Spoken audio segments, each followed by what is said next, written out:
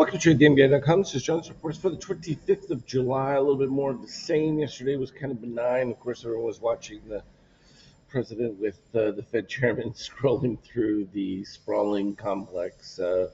It's quite a staggering amount of money to be all the way up here, high $2 billion to do Fed building, but that's what it is, and they all played nice. So, from a market standpoint, that was a whole lot of nothing relative to what was taking place with earnings. But as you can see, cyan under red from the DOC standpoint, magenta over yellow on the MBI readings is all we're looking for. We are seeing, though, that increase in short activity as some people are starting to see momentum fade, thinking that there's a little froth in there. Of course, positive extremes last 3 days. So we know the retrace value then is at least at that level. And as we talked about before, uh, from these previous yellow candles, we already have a 76% Morgan line has already exceeded that. So you're just getting a narrowing of the range, and as that tightens, then you're going to get an explosive move.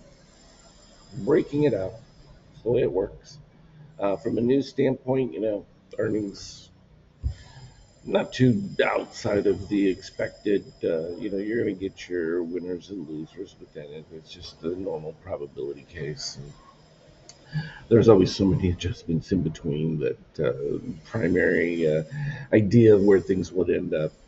It's all relative to analysts and their changing views. From a treasury standpoint, nothing doing, not going anywhere.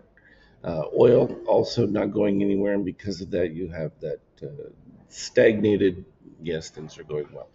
EU is still convinced they're going to get a deal, but the White House said not so fast. Really don't have that set. Their whole talk of that 15% was enough to drive things up to give everyone excitement, but it may not be happening. And we'll see. We're running out of time here. 5 days left. They don't have the deal yet. They talk about it, but really the pressure's on them, especially since the U.S. has made deals with Japan and a bunch of other Asian countries. Uh, like I said before all this started, that Canada and the EU would be the last to fall in line, and most likely they're willing to fall on their own sword, hoping that they're going to get a break, and it may not happen. What'll be interesting to see will be the coming deficit numbers for this current quarter. We have the surplus in June. Will July be the same? That would be a shocker. Everyone's expecting it to jump. So, where the tariff thing plays in and how much it reduces deficit, it's certainly helping from a treasury standpoint for auctions. Gold taking a bit of a respite, obviously pulling back positive extreme there. Same thing we see in Bitcoin. We talked about these positive extremes right here that needed to get filled. That just took place. So that's solid. Um, Contrarily, you got ETH doing quite nicely, relatively speaking, simply because of the whole crypto legislation changes. It's all exciting. From our 50K standpoint, oh gosh, what do we take here? Was the buy was 63.35, and then it ends at 64.01, so just 60 some points. Not a bad move. It just took a little while simply because there's been some slow action, and um, even still, we're above 76%. Haven't broken that, so we're still riding the same wave.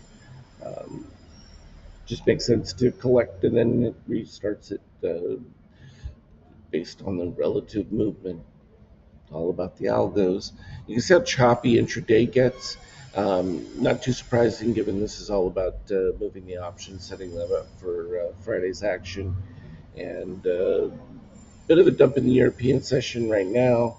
Asia was fine, but the Europeans fading away because, yeah, they're not seeing any of the progress.